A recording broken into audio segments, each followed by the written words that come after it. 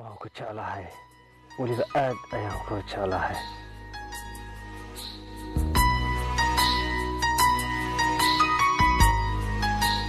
marka aan subaxii indhaha kala furo waxa kaliya aan u oomanahay waa aragtida wajigaaga qurxoon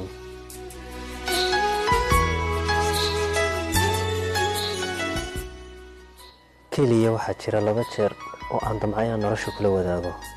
labadaasina waa isla hadda iyo inta cimrigayga ka dhiman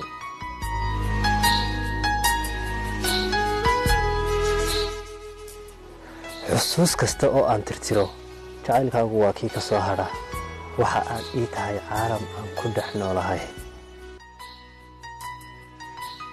inta aan noolaa go'aanka keliya aan si sax u qaatay waa siinta aan ku siiyey qalbigayga